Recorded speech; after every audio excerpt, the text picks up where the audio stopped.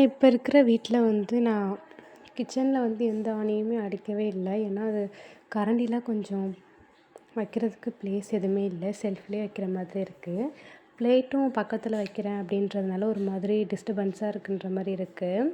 ஒரு மாதிரி பார்க்குறதுக்கு நீட்டாகவே இல்லை.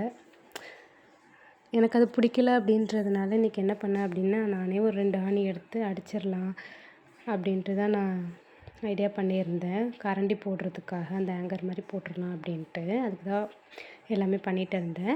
நைட் டின்னருக்கு வந்து சாம்பாரும் மாங்காய் போட்டு சாம்பார் வச்சுட்டு இட்லி ஊற்றிக்கலாம் அப்படின்ட்டு ஒரு ஐடியாவில் தான் இருந்தேன் இன்றைக்கி. நான் அதை தான் இன்றைக்கி பண்ணியிருந்தேன்.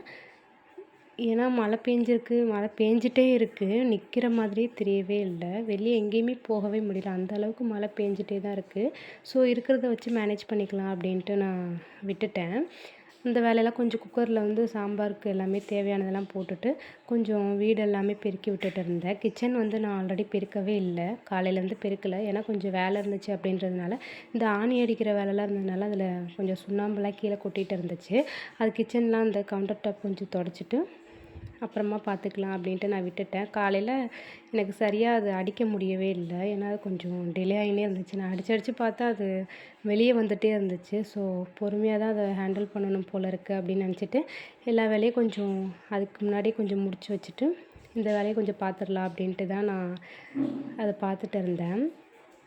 ஃபைனலாக ஒரு வழியாக ஆங்கர் அடிச்சிட்டேன். இப்போ தான் பார்க்குறதுக்கு என்னமோ எனக்கு நீட்டாக இருக்கிற மாதிரியே தெரியுது. இந்த கரண்டிலாம் ஓரளவுக்கு எடுத்து இந்த மாதிரி அரேஞ்ச் பண்ணிட்டதுக்கப்புறமா அந்த வேலைலாம் கொஞ்சம் முடிச்சுட்டு விசிலும் வந்துருச்சு. குக்கரில் மாவு கொஞ்சம் நல்லா மிக்ஸ் பண்ணி ஆல்ரெடி வச்சுருந்த ஃப்ரிட்ஜிலேருந்து எடுத்து ஹஸ்பண்ட் வர்றதுக்குள்ளே அவங்களுக்கு இட்லி ஊற்றி கொடுத்துடலாம் அப்படின்ட்டு இட்லி ஊற்றி வச்சுட்டேன் அப்படின்னா அதுக்கேற்ற மாதிரி ரெடி ஆகிடும். அவங்க வர்றதுக்கும் இட்லி வேகிறதுக்குமே கொஞ்சம் ரெடியாக இருக்கும் அப்படின்றதுனால நான் அந்த வேலைலாம் கொஞ்சம் பார்த்துட்டு இருந்தேன். மாவு கொஞ்சம் கம்மியாக தான் இருந்துச்சுன்றதுனால எனக்கு மட்டும் கொஞ்சம் சாதம் இருந்துச்சு. நான் சாதம் சாப்பிட்டுட்டு ஹஸ்பண்டுக்கும் பாப்பாவுக்கும் மட்டும் இட்லி ஊற்றிக்கலாம் அப்படின்ட்டு தான் நான் மாவு கம்மியாக இருந்தால் ஓகே பரவாயில்ல அப்படின்ட்டு விட்டுட்டேன். சாம்பாரும் ஒரு பக்கம் வச்சுட்டேன். ரெடி ஆகிடுச்சு.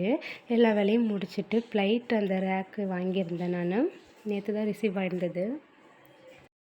பாத்திரம் எல்லாமே கழுவி அந்த ப்ளைட் ரேக்கில் அடுக்கி வச்சு பார்த்தேன். ஏன்னா கொஞ்சம் ப்ளைட் கொஞ்சம் தடியாக இருக்குது அப்படின்றதுனால உள்ளே போகுமா இல்லையா அப்படின்றத நான் செக் பண்ணி பார்க்கவே இல்லை.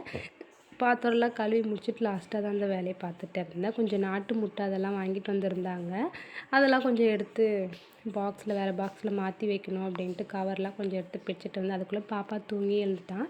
இது மாதிரி இன்னொரு வீடியோவில் பார்க்கலாம். அது வரைக்கும் பாய். See you the next video.